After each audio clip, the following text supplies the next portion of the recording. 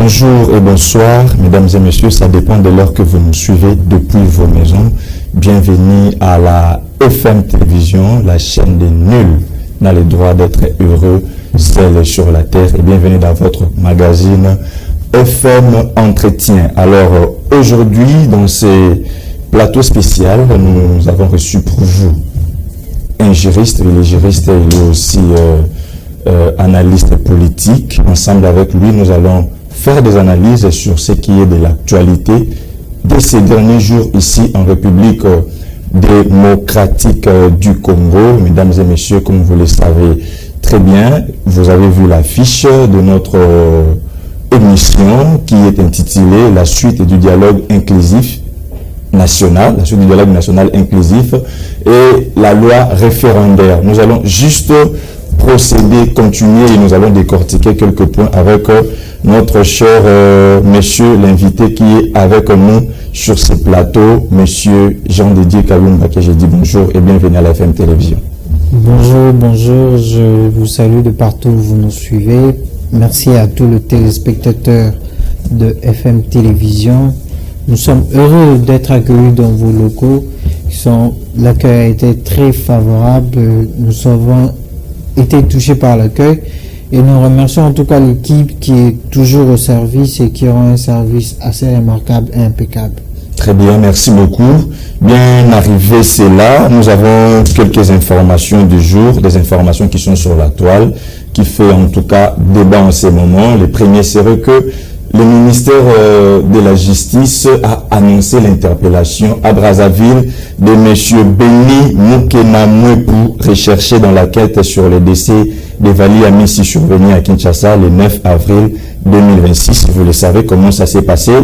Un homme entrepreneur, Vali Amissi, a été tué un certain 9 avril 2026 ici à Kinshasa. Alors le présumé assassin a été arrêté au Congo-Brazzaville. Le 2 août 2026, le Congo a célébré la commémoration des Génocoste en mémoire de nos mamans, jeunes filles et garçons qui ont été violés par des personnes qui ont pris des armes du côté l'est de la République démocratique du Congo. Alors le 2 août hier, nous avons vu le président de la République accompagné des membres du gouvernement procéder à la cérémonie. Ça fait déjà 4 ans, si je ne m'abuse pas, depuis que la Génocoste est ici en République démocratique du Congo. Et enfin, Constant Mutamba toujours refuse de comparaître jusqu'à présent à la justice. Nous ne savons pas quel est son sort jusqu'à présent.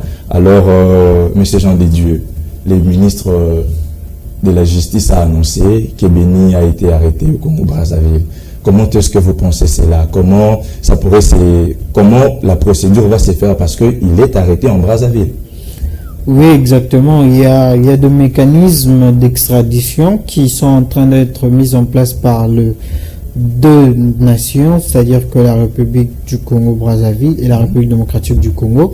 Et au travers de ces mécanismes d'extradition qui doivent respecter plutôt le procédure liée au droit, donc c'est-à-dire c'est par ces procédures-là qui seront respectées qu'il y aura extradition. Et l'extradition ne veut pas dire qu'il sera officiellement condamné. Il y aura d'abord l'instruction, il sera entendu par la justice. Parce qu'il s'appelle présumé. Il est voilà. Présumé. Donc c'est-à-dire qu'il sera entendu par la justice et c'est après que la Cour se prononcera qu'on pourra enfin nous tous savoir quel a été le jugement qu'il recevra par rapport aux actes qu'il a commis. Mais il y a déjà quelque chose qui cloche jusqu'à présent parce que lors de son arrestation, il y a eu une séquence de vidéos où il était en train d'expliquer comment s'est passée la chose. Il dit, on lui avait donné l'arme et il s'est fait que des personnes qui lui avaient donné l'arme lui avaient dit d'amener Vali Amissi sur le lieu où il l'a mené avant d'être tué. On lui dit de citer les noms, il dit, il a beaucoup de réserves parce que les personnes sont à Kinshasa et il a peur aussi pour sa famille. Vous savez, il y a dans des états de stress, nous ne pouvons pas avoir à 100% de lucidité et en ce moment laissons l'instruction faire sa part, laissons la justice faire sa part parce que nous ne pouvons pas prendre parti, nous ne pouvons pas mêler nos émotions à la justice, et je suis sûr et certain que la justice est en train de poursuivre à la lettre ces dossiers, et nous aurons en tout cas à la fin de l'instruction un jugement éclairé par rapport à cela. Sa mesure de sécurité, est-ce que vous pensez qu'il sera mieux sécurisé? Nous pouvons aussi les perdre et tout perdre en même moment, parce qu'il s'agit d'un dossier qui est vraiment trop sensible. Est-ce que ses ennemis, soit des personnes qui lui avaient envoyé, ne peuvent pas, parce qu'il est entre les mains de la justice? C'est un dossier où notre justice a montré une volonté ferme. Très bien. Donc, ils n'ont pas abandonné, ils ont poursuivi la personne et il sera extradé. Et une fois sur notre territoire, il sera déféré à qui de droit. Et ainsi, moi je crois en notre justice. Je crois que une fois devant la justice, on aura pleinement la lumière sur ce qui s'est vraiment passé. Très bien, merci beaucoup. Nous demandons aussi à la justice congolaise, en tout cas, de les protéger, parce que il y a des secrets, rien que par se dire, on comprend, il y a des secrets qui se cachent à l'intérieur de tout ça. Alors, hier, c'était le 2 août, parce que c'est décrété aujourd'hui, parce que le samedi, c'était... là, il s'agit d'histoire de tout. Le 2, il s'agit d'une journée de commémoration des Génocostes. Le président était accompagné des membres du gouvernement. Que pensez-vous au niveau de l'Est, parce que la guerre continue toujours? Vous savez, la situation que traverse notre nation nous interpelle tous. La commémoration ne doit pas devenir un événement festif, mais ça doit nous interpeller en tant que nation, en tant que citoyen et en tant qu'individu. Très bien. Parce que ce que nous sommes en train de vivre aujourd'hui aura de répercussions sur les générations à venir. Parce que ce que nous vivons aujourd'hui, c'est des conséquences des actes que les personnes vivantes en ce moment ont vécu. Et aujourd'hui, nous devons être en mesure de prendre des actions, des décisions adéquates et mettre en sorte de politique idoine qui vont faire en sorte que nous puissions pour une fois pour toutes avoir la paix qu'il faut, et pour rendre un hommage véritable à ces âmes-là, à nos frères, à nos sœurs qui ont perdu la vie. C'est uniquement lorsqu'on sera en mesure de rendre justice, lorsqu'on sera en mesure d'appliquer des politiques adéquates, que nous honorerons vraiment leur mémoire. Et nous célébrons l'initiative de célébrer cela le 2 août, et nous saluons les actions que nos autorités et nos institutions mènent. Nous ne sommes pas là que pour pointer du doigt ce qui ne marche pas, et nous saluons ce qui marche également. Très bien. Merci beaucoup. Et nous allons finir avec le dossier de Constant Moutamba. Qu'est-ce qui s'est passé au juste? Constant Moutamba s'est fâché, il dit il n'est pas charpentier, parce qu'apparemment on est en train de le juger comme étant quelqu'un qui ne connaît pas ses droits, on lui ravit des paroles et tout. Quel serait son sort jusqu'à présent, parce qu'il refuse de comparaître? Vous savez, il y a une distinction à faire, parce que le dossier Frivao n'est pas le dossier lié à la présence de Kisangani. Donc, c'est-à-dire que la prison de Kisangani, il a été jugé, condamné à 3 ans de travaux forcés et à 5 ans d'éligibilité. Donc, il ne sera plus éligible. Mais dans le dossier Frivao, il est en train d'encourir à 20 ans de prison. Wow. Donc, en ce moment, la Cour est en train de poursuivre l'instruction, et le prévenu est libre. Le prévenu est libre. Cependant, il faut noter que qu'il puisse comparaître ou pas, il sera jugé.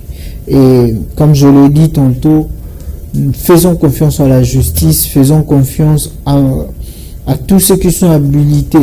Par là, je parle de magistrats et du parquet, pour faire en sorte que toute la lumière soit faite sur cette affaire, et que nous puissions, en fin de compte, savoir ce qui s'est réellement passé dans ce dossier Frivao, parce que cet argent est destiné à indemniser les victimes de guerre. Donc, c'est un sujet très sensible, parce que ça touche aux victimes, ça touche aux personnes qui sont dans le besoin, qui sont dans un état qui nécessite que nous puissions, que l'État, que le gouvernement puisse leur accompagner. Donc, détourner cet argent, ce serait trahir la nation.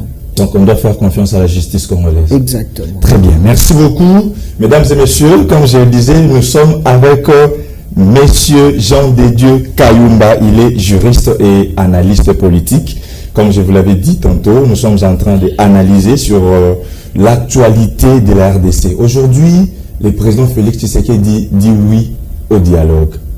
Après plusieurs années, après avoir traité les opposants des pantins, leur traité de tout qualificatif, aujourd'hui il est prêt à dialoguer avec eux. Ne pensez-vous pas que c'est un jeu politique? Le président a peut-être d'autres choses à faire et il veut juste maîtriser l'opposition de cette façon. Quelle est votre analyse par rapport à ça? Vous savez, il y a quelque chose que nous devons retenir, c'est que le président de la République a sa propre politique. Il analyse dans ses perspectives les enjeux actuels. Donc, lorsque il soumet à la SENCO et à l'ECC l'intention d'organiser ou de convoquer un dialogue, c'est qu'il s'est dit prêt à faire certaines concessions et il s'est dit prêt à accepter certaines réalités. Le dialogue aujourd'hui n'est pas un privilège qu'on accorde à l'opposition ou un cadeau. Non, le dialogue, c'est factuel parce que lorsque nous sommes pragmatiques, on réalise ça ne va pas, quelque chose ne marche pas bien en ce moment, et nous devons tous nous mettre sur table et fixer les règles du jeu et aborder le sujet sensible, aborder les causes qui font en sorte que nous ne puissions pas être tous d'accord. Et c'est par ce dialogue-là sincère et inclusif qui permettra à ce que nous puissions traiter le problème et nous puissions avoir des solutions adéquates. Donc, lorsque le président prend la position, pour une fois, de l'intérêt de la nation, nous croyons à ce qu'il ira au bout de cette démarche, et cette démarche va s'inscrire dans l'exclusivité et dans la sincérité, surtout dans la sincérité. Et le C64 accepte la démarche uniquement par intérêt national, parce que, comme je l'ai dit tantôt, l'opposition ne demande pas un dialogue. L'opposition ne demande pas un dialogue, le C64 ne demande pas un dialogue. Nous demandons le respect de l'ordre constitutionnel. Exactement. Et le respect de l'ordre constitutionnel passe par l'organisation des élections dans les délais constitutionnels. Très bien. Mais après ça, le ministre des Communications porte-parole du gouvernement, Patrick Mouyaya, a animé le briefing le même soir où il a justifié que les participants de ce dialogue devraient être ceux qui dénoncent l'agression rwandaise. Alors, face à cela, nous voyons de l'autre côté Corneille Nangaa, parce qu'il s'agit de la paix en RDC. Oui. Nous voyons déjà Corneille Nangaa écarter Joseph Kabila. Que pensez-vous? Est-ce que ce dialogue pourrait réussir sans pour autant associer ceux qui ont pris les armes? Vous savez, le dialogue inclusif et sincère part du principe d'abord qu'il faut régler les problèmes internes. Très bien. Les problèmes internes. Il faut dissocier. Le Rwanda est effectivement un problème, mais soustraire le problème interne de la nation et tout infliger au Rwanda, ce serait une manière un peu injuste ou malhonnête intellectuellement de ne pas reconnaître nos failles internes. Et nos failles internes nécessitent à ce qu'on se mette sur table, 1. avec ceux qui ont pris les armes, 2. avec ceux qui n'ont pas pris les armes, 3. avec les confessions religieuses, 4. avec la société civile. Et ainsi, nous pourrons nous dire qu'est-ce qui ne marche pas à l'interne. Et une fois que nous trouvons des solutions internes, nous allons aborder les questions externes. Mais le ministre lui a bien précisé. Ce qui choque encore plus, c'est que les dialogues ou les négociations continuent avec le même rebelle à Doha.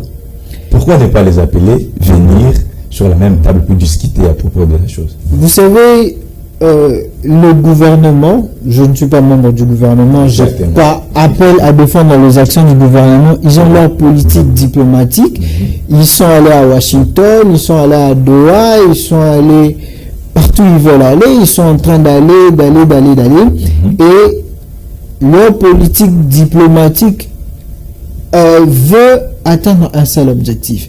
Mais nous sommes en train de constater sur le terrain que le mécanisme diplomatique ne produit pas de réel impact concret sur le terrain. Et lorsque nous observons cela, nous rappelons notre gouvernement à l'ordre pour dire que si votre manière de faire ne fonctionne pas, pensez-y à notre manière de faire aussi. Très bien. C'est notre part de contribution à la nation. Pensez-y à notre manière de faire. Et quelle est notre manière de faire? Notre manière de faire est de s'asseoir autour d'une table entre Congolais et d'aborder des sujets qui touchent à l'unité, à la cohésion nationale et qui remettent tout le monde sur la table pour dire que trouvons des solutions, mettons en place des mécanismes qui vont permettre à ce que la population et l'intérêt national de la nation puissent primer. Très bien. Donc, est-ce que ça ne serait pas suivre encore la marche de l'opposition, parce que si le gouvernement de son côté ne voit que ça ne va pas, êtes-vous sûr que le gouvernement pourrait venir auprès de l'opposition pour dire montrez-nous les chemins, comment est-ce qu'on peut faire pour s'en sortir? Nous sommes tous, il n'y a pas de gloire dans l'intérêt national de la nation. Il n'y a pas de gloire à bomber sa poitrine pour dire que c'est nous. Non, c'est l'intérêt de la nation. Il faut dépasser cet égocentrisme d'appartenance politique. Vous voyez? Donc, l'essentiel ici, c'est la République. Et pour ce qui concerne la République, il n'y a pas d'opposition majorité. C'est d'abord l'intérêt de la nation qui est. L'intérêt de la nation qui est. Mais je vous rappelle aussi que le mouvement Sauvons les Congo, je ne sais pas si vous avez lu leur déclaration récemment, ils ont donné leur façon il faut que le gouvernement puisse accepte que cela puisse nous amener à un dialogue. Mais c'est des mesures de confiance. Donc, c'est-à-dire qu'ils ont posé là préalable des mesures de confiance parce que pour organiser un dialogue, c'est pas une seule partie qui décide. Vous voyez, sinon là, il suffira à l'Union sacrée de se réunir dans un chapiteau de la capitale et de faire leur discours comme ils en ont l'habitude de faire. Là, nous parlons d'un consensus inclusif. Et le consensus inclusif veut aussi dire que tout le monde doit poser un certain préalable de participation. Et les membres du Sauvons le Congo sont dans une certaine forme de légitimité de dire que nous craignons pour notre sécurité. Voilà pourquoi nous demandons à ce que, par mesure de confiance, le dialogue doit se tenir hors Kinshasa. Est-ce que Kabila n'a pas peur de venir ici en RDC? Parce qu'il est déjà condamné. Je pense que je ne suis pas Joseph Kabila pour y répondre déjà premièrement. S'il a peur ou pas, la peur c'est une émotion. Très bien. Mais je dirais plutôt que nous devons faciliter le déroulement d'un dialogue inclusif, que ce soit de la part de l'opposition, du pouvoir en place, de la société civile, des confessions religieuses. Et comme je suis en train de le marteler, c'est pour l'intérêt de la nation. Donc que chacun de nous mette en place une modestie pour permettre à ce que le dialogue inclusif puisse avoir lieu. Parce que ce qui retarde en ce moment, ce n'est pas d'abord le manque de lieux ou de moyens ou de déplacement. C'est d'abord un problème de volonté politique de nos acteurs qui sont en avant. C'est un problème de volonté. Un problème de volonté. S'ils décident de se dire qu'on va envoyer nos délégués, nous serons là et on va aborder le sujet en 2 mois, en 3 mois, nous trouverons des solutions. Très bien. Merci beaucoup, Monsieur Jean Desdieux. Alors, à quand la feuille de route? Parce que jusqu'à présent, l'opposition est toujours à l'attente. Et d'ailleurs, elle a bien déclaré pour le 15 août, avant d'arriver là-bas, l'opposition a consulté la syncope, selon certaines informations.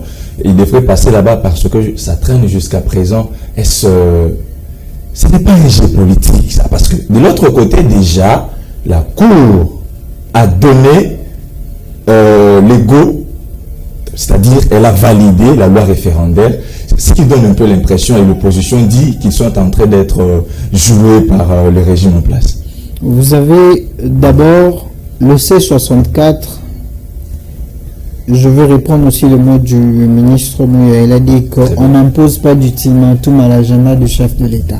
Le C64 n'a pas imposé un ultimatum. Le C64 a répondu à une demande de la SYNCO et de l'ECC. Et le 15 août, c'est pas l'ultimatum pour dire au chef de l'État fais ceci, fais cela, non.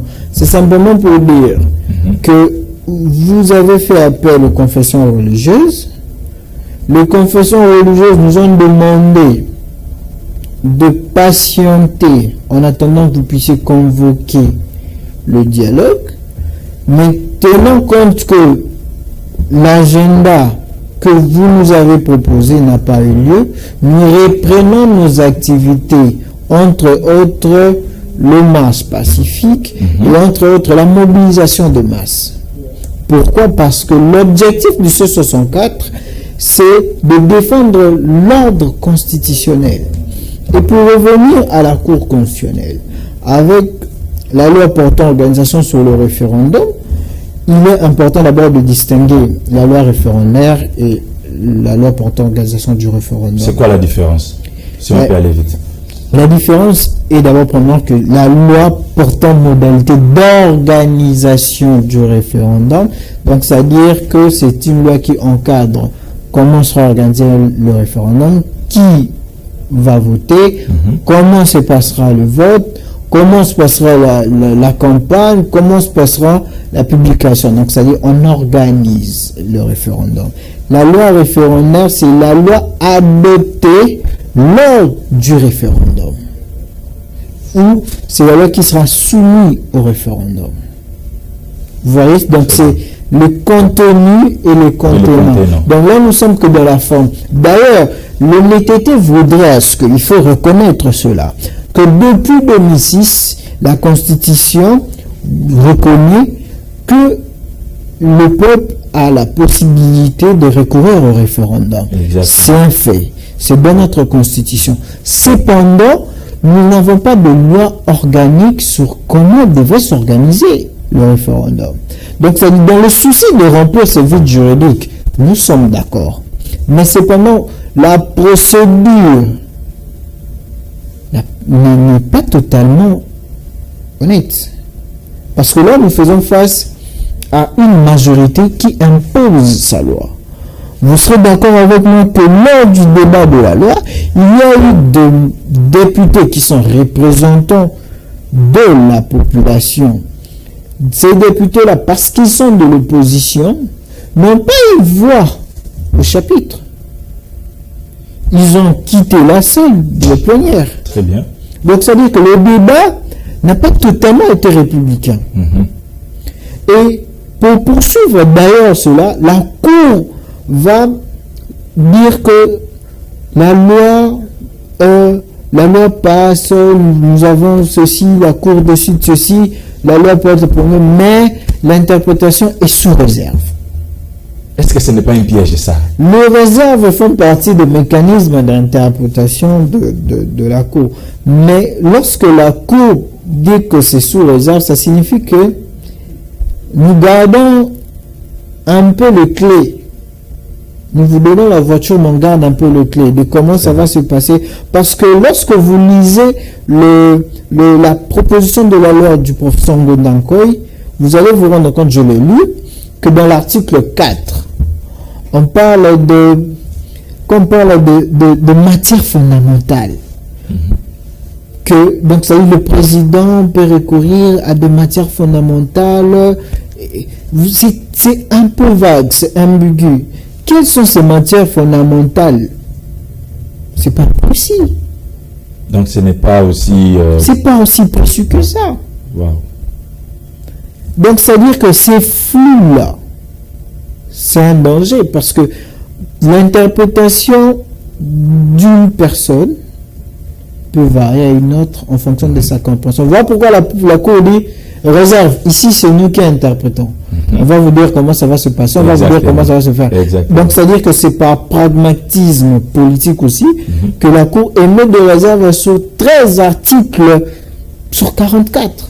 Très bien. Bien avant d'enrichir encore sur ce point de la loi référendaire, parce que j'ai lu aussi votre communiqué, j'aimerais un peu savoir, est-ce que ça serait un péché pour le président Félix de changer la Constitution parce que ses précédents l'ont fait?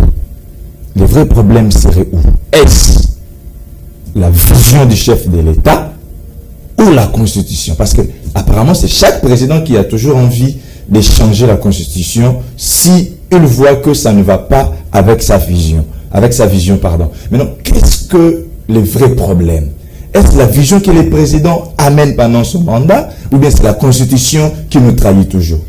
Déjà, j'aimerais qu'on rectifie. Le précédent président de la République n'a pas changé de constitution. Joseph Kabila n'a pas changé de constitution. Il a révisé. Mobutu l'a changé. Mobutu, je ne pourrais pas me prononcer dessus. Moi, je parle de la constitution de 2006. Je parle de la constitution de 2006. Joseph Kabila ne l'a pas changé. Il a révisé en 2011. Et la révision portait sur essentiellement l'organisation des élections à 2 tours, à 1 tour. Il y avait des facteurs économiques évoqués et logistiques, donc on pourrait se comprendre. Pour le président Félix actuellement, si la Constitution empêchait ou bloquait le fonctionnement de l'État, il y a des articles qu'ils peuvent réviser. La Constitution permet la révision.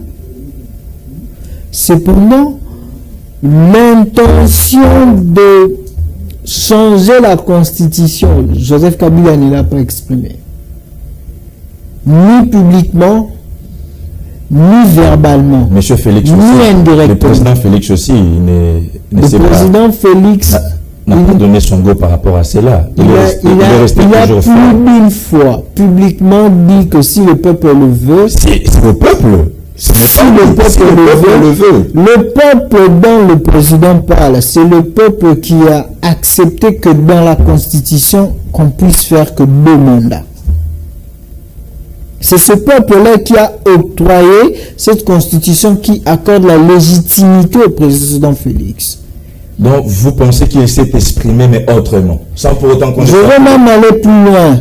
Ministre de la Jeunesse, du gouvernement, fait un campagne, oui je le veux, pour le changement de la Constitution. On peut même aller plus loin pour dire que c'est une infraction, parce que la loi référendaire n'a pas été promulguée. Sur base de quoi elle est en train de battre campagne? Donc c'est une infraction. Elle ne pouvait pas. Juridiquement c'est une infraction. Elle est en train de battre campagne sur base de quel soubassement juridique? On parle de changement de la Constitution. Or, dans le même gouvernement, le ministre Mouya a dit qu'on n'a pas encore abordé au Conseil des ministres les questions liées au changement de la Constitution. Et unilatéralement. Et pour pousser encore plus loin, sur quel fond elle est en train de battre campagne pour le changement de la Constitution? Où a-t-elle eu le fond? Parce que si c'est le trésor public, c'est un détournement de deniers.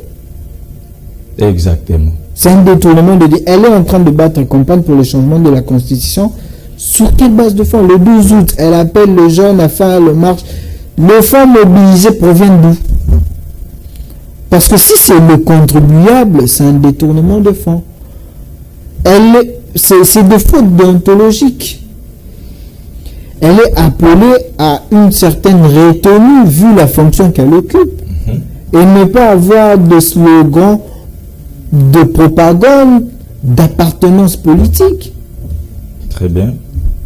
Donc vous vous rendez compte que nous sommes en train de faire face à un groupe qui ont décidé de porter l'intention du changement de la Constitution. Donc, Madame la ministre Grace Coutuneau commet l'infraction de battre campagne actuellement. Oui, parce que la loi, une loi référendaire portant organisation du référendum n'est pas promulguée. Et sur quelle base de soubassement elle est en train de faire campagne? Ça serait également une infraction, si ce que vous dites est vrai. Madame la ministre pourrait être aussi poursuivie, et c'est possible.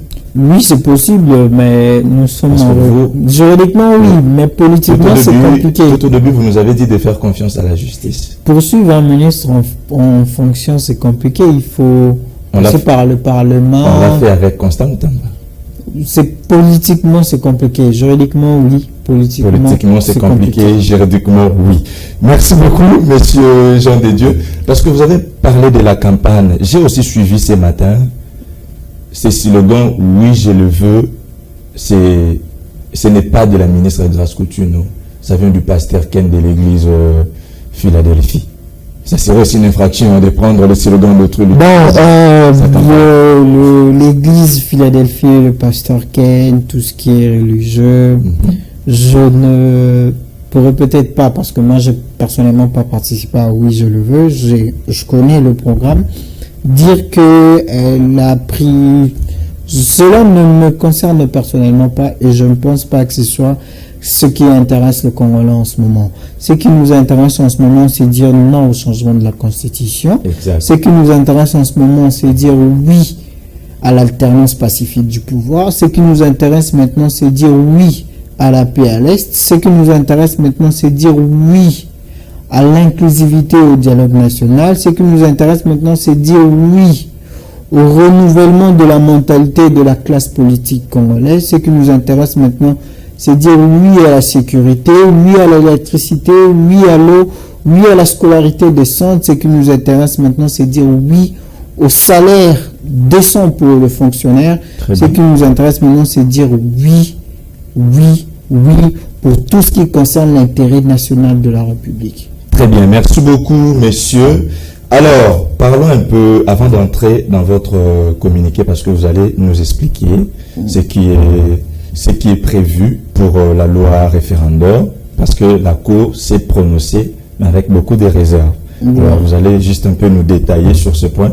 Mais bien avant d'arriver, est-ce que la RDC, est-ce que la légitimité, la loi référendaire est en légitimité en RDC dans les contextes actuels? Vous savez, en soi, jusqu'à présent, la Cour s'est prononcée que sur la loi portant organisation du référendum. Oui. Pas sur la loi référendaire. Donc, c'est-à-dire qu'on n'a pas soumis une loi pour organiser le référendum. On peut organiser le référendum pour parler, par exemple, du climat des affaires en République démocratique du Congo. On peut organiser le référendum pour parler, par exemple, de la légalisation ou de la pénalisation de l'homosexualité. Oui. Donc, c'est-à-dire que l'Assemblée se dit non, on va consulter le peuple, ils vont dire oui ou non, ils sont d'accord pour qu'on pénalise l'homosexualité ou pour qu'on légalise l'homosexualité. C'est le sujet qu'on comprend. Et c'est-à-dire que lorsque le peuple votera oui ou non, c'est-à-dire que c'est ça qu'on appellera une loi référendaire. Très bien. Un petit résumé pour 2006. En 2006, le référendum commence. Est-ce que vous pouvez avoir l'idée de ce qui s'est passé? Campagne et tout, c'était comment? Parce que nous sommes déjà dans cette phase. Nous allons dans cette phase. Est-ce qu'on peut avoir d'abord un petit rappel sur ce qui s'est passé avant d'entrer dans le détail de votre communiqué? Lorsque nous recourons à l'histoire, vous vous rendez compte qu'en 2006, les circonstances sont totalement différentes avec la situation actuelle. Donc, en ce moment, nous avons un ordre constitutionnel et des institutions en place. C'est même pourquoi le C64 est en train d'insister sur le respect de l'ordre constitutionnel, c'est-à-dire le respect de l'institution en place. Et c'est même pourquoi nous respectons les décisions rendues par la Cour constitutionnelle, que nous respectons le gouvernement en place, que lorsque nous voulons organiser un marche pacifique, nous soumettons l'information aux autorités compétentes. Pourquoi? Parce que nous reconnaissons qu'il y a des institutions en place. Nous ne sommes pas dans l'anarchie, nous ne sommes pas dans un état de non-droit. Très bien. Vous voyez? Donc, on est en face d'un ordre constitutionnel établi. Mais lorsque l'intention est de contourner l'ordre constitutionnel, c'est-à-dire le verrou de l'article 220, on se retrouve avec l'intention malveillante, machiavélique de se dire qu'il faut donner une légitimité à la nouvelle constitution. Et rien de mieux que de contourner ça par la constitution actuelle. Donc, c'est-à-dire que si nous changeons la constitution maintenant, qu'est-ce qui va se passer? On n'aura pas de légitimité juridique nationale et internationale. Qu'est-ce qu'il faut faire? Il faut trouver à l'intérieur de la Constitution, ou il faut trouver un mécanisme qui va nous permettre de déverrouiller ce qui est intangible, toucher à cela, et donner la légitimité juridique qui va appuyer sur le plan politique, national et international, le prochain mandat, ou la prochaine représentation du chef de l'État. Très bien. Donc vous vous rendez compte que lorsque la Cour interprète l'article 5 de la Constitution pour dire que voilà, le peuple est souverain, d'accord, le même professeur dans une de ces théories, il est en train de faire une distinction claire. Donc c'est-à-dire que si à chaque fois on va pouvoir recourir au peuple pour dire que si le peuple veut ou le peuple est souverain, vous vous rendez compte du danger que ça représente, c'est-à-dire que chaque président en fonction pourra se lever un jour et dire le peuple veut, donc on va faire un référendum. Voilà le danger de ce référendum. Donc ça va créer un déluge, ça va créer quelque chose qui va faire en sorte que chaque président, parce que le président ne sera pas éternel, donc c'est-à-dire qu'à un certain moment, il y aura un nouveau président, c'est le cycle de la vie. Et le prochain qui sera là, il va dire, voilà, le peuple veut, comme le peuple veut, voilà, c'est la volonté du peuple. Donc c'est-à-dire que chaque président aura la volonté de son peuple, de son peuple, de son peuple. C'est très dangereux. Vous vous rendez compte de cela. Voilà pourquoi la Constitution est en train de poser des limites de la souveraineté du peuple. Donc, c'est-à-dire que le peuple souverain de 2005, ceux-là qui ont accepté d'aller au référendum, ceux-là qui ont voté oui à la Constitution, ont décidé à notre place que nous aurons que 2 mandats pour le président, que nous aurons des matières qu'on ne va pas changer, qu'on ne va pas réviser. Donc, ces matières-là restent comme ça.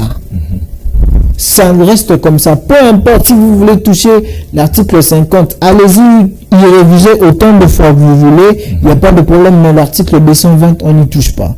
Parce que l'honnêteté voudrait aussi reconnaître. Pourquoi avoir refusé à Joseph Kabila de changer la Constitution si on lui prête ses intentions en 2016, 2017, 2018 et l'accepter maintenant au président actuel? Voilà pourquoi ma question était de savoir si le problème, c'est la vision que le président amène pendant qu'il est au pouvoir, ou bien c'est la Constitution. Le président peut prêter serment 2 fois sur cette Constitution. Cela signifie que il incorpore sa vision dans cette Constitution. Il a prêté serment 2 fois dans cette Constitution. Donc le président accepte de fonctionner avec cette Constitution. Il est conscient que c'est sur base de cette Constitution qu'il tire sa légitimité. Il jure d'ailleurs de respecter la Constitution. Donc vous vous rendez compte que nous sommes face à une malhonnêteté collective, vous voyez, où on se dit non parce qu'il y a la guerre et on jure par eux, non, le président il nous fera une ex-cathédrale pour la paix, où on sera là en train de dire que non, le président doit faire ceci tant que Kagame est là. Non. Il y a ces côtés, il y a ces proverbes en latin qui dit errare humanum est, errare diabolicum. Donc c'est-à-dire que à chaque fois que vous répétez l'erreur, c'est diabolique. Très bien.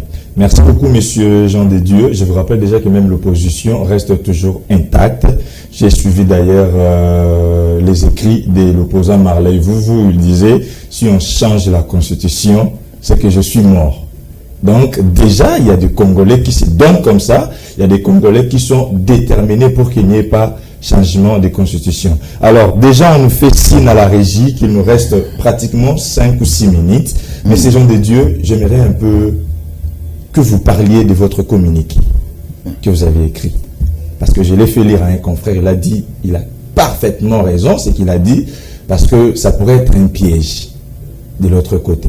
Est-ce que vous pouvez nous faire juste un petit résumé de votre communiqué? En soi, dans le communiqué, nous analysons l'arrêt de la Cour et nous sommes en train de pingler le point essentiel, donc c'est-à-dire le réserve mis par la Cour et le pragmatisme politique qui conduit à ce réservoir. Parce que lorsque la Cour fixe les modalités, la Cour reconnaît que nous avons nécessairement besoin d'une loi organique qui va organiser le prochain référendum. Le prochain référendum, avoir une loi sur l'organisation du référendum ne veut pas dire qu'il y aura un référendum dans 2 mois, dans 3 mois. Donc c'est juste une loi organique sur comment on va organiser le référendum s'il y a lieu d'être.